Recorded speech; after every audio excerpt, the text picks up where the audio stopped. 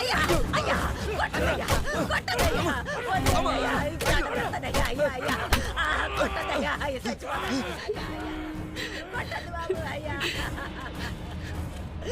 అయ్యో అయ్యో కొట్టగలయ్యా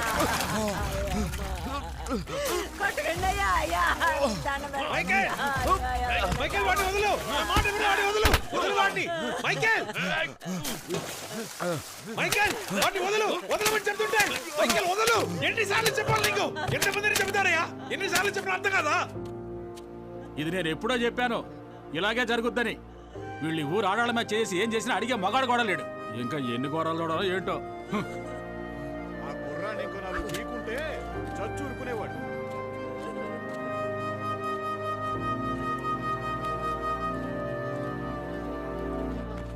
అయ్యో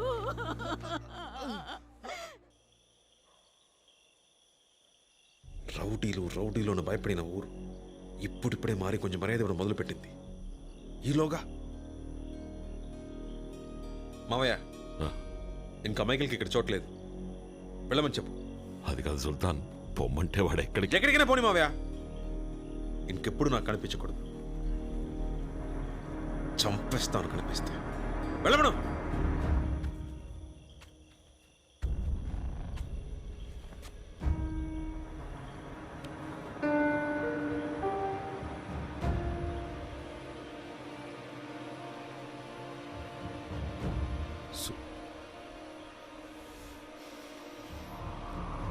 సుల్తాన్, మైకిల్ తరపున నేను క్షమాపణ అడుగుతున్నాను. మైకిల్ ఏ తప్పు చేసుంటాడో. ఆ కుర్రాన్ని కొట్టడానికి ఏదో కారణం ఉండుంటుంది. ఊరందరి ముందు గొడ్డును బాదినట్టు చితక బాదావు. చాలు, వదిలే సుల్తాన్. నువ్వెందుకు ఆలోచిస్తున్నావే, వెళ్ళి చెప్పు.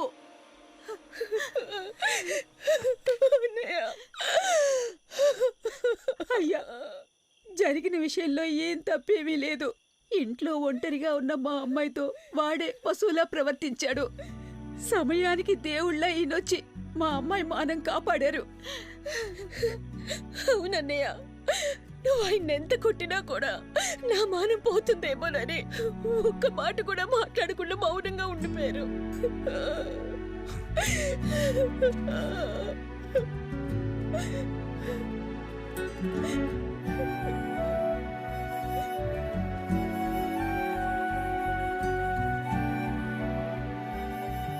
తొందరపడ్డాను.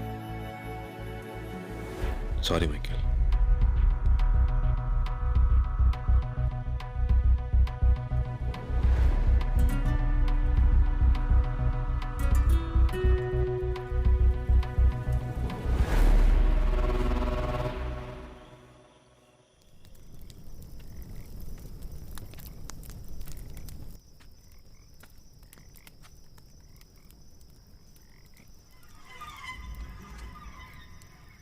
ఇన్నేళ్లు తోడుగా ఉన్న నిన్నే సుల్తాన్ ఏం ఆలోచించకుండా నిన్నే వెళ్ళిపోమన్నాడు. ఇక మిగిలిన వాళ్ళెంత? పెద్ద అయిన తర్వాత ఈ గ్యాంగ్కి నాకు కూడా నువ్వే దిక్కు. అలాంటిది నువ్వు మా ముందు దెబ్బలు తింటావు. ఏం బాలేదు, కొంచెం కూడా బాలేదు. మైకేల్, ఒక గొర్రెల గుంపుకి సింహం నాయకుడిగా ఉండొచ్చు, కానీ సింహాల గుంపుకి గొర్రె నాయకుడిగా ఉండకూడదు మైకేల్.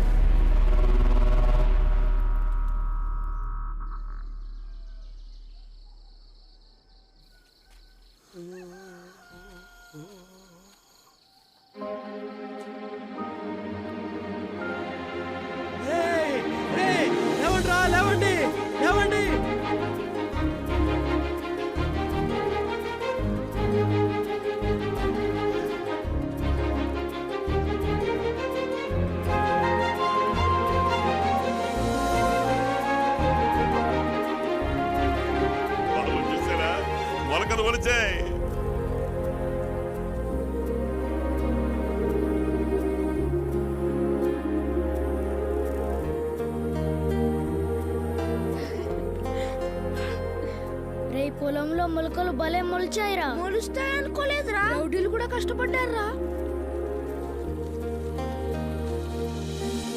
అయ్యా తాత అయ్యా పెద్దవాడివి. స్వామి, ఈ భూమిని ఇలా చూడాలని ఎన్నో ప్రాణాలు తప్పిస్తున్నాయి. మా పాలిట దేవుళ్ళా వచ్చావు.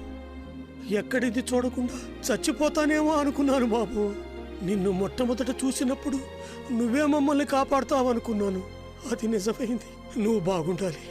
నీ మేలు మర్చిపోలేం బాబు. పేరుడు ఎలా తీర్చుకోవాలో అర్థం కావాలి. ఊరుకో పెద్దాయనా, ఇది మన ఊరు.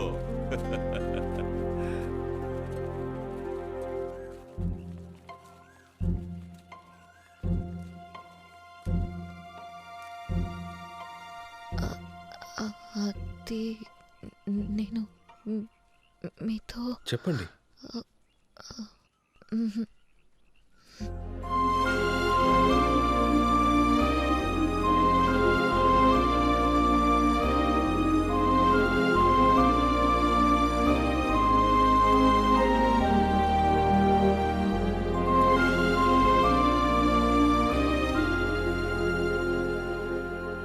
Cowards!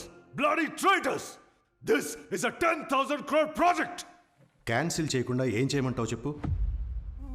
వ్యవసాయ భూములు కాదని చెప్పాం, కానీ పండించారు. పచ్చటి పొలాలతో ఊరంతా కళకళలాడుతోంది. ఇప్పుడు కానీ మన మధ్యలో తలదూరిస్తే అయిపోతాం. కావాలంటే ఒక పని చేస్తా. ఇప్పటి వరకు ఎన్నోసార్లు ఇన్స్పెక్షన్ వాయిదా వేశాను. నీకోసం 10 రోజులు వాయిదా వేస్తాను. ఈలోపు ఆ ఊళ్ళో పంటలు పండవని ప్రూవ్ చేయి.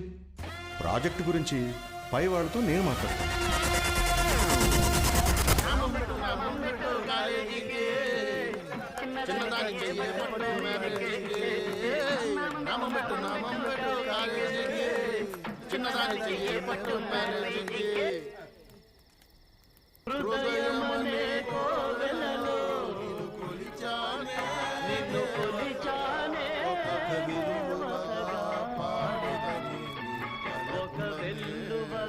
రేయ్, ఏంట్రా మూడు మార్చారు?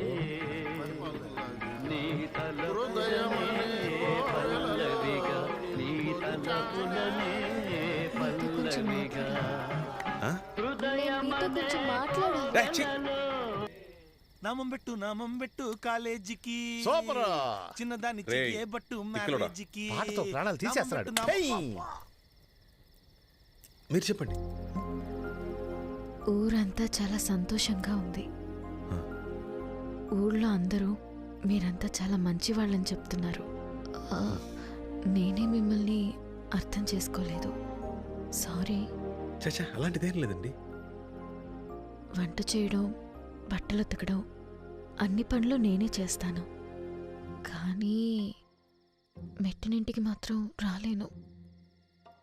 అమెరికాకి, బాంబేకి మీతో రాలేను. నేను మా ఊళ్ళోనే ఉంటాను. ఇష్టమైతే నాకు ఓకే. ఓకేనా? ఏమంటుంది?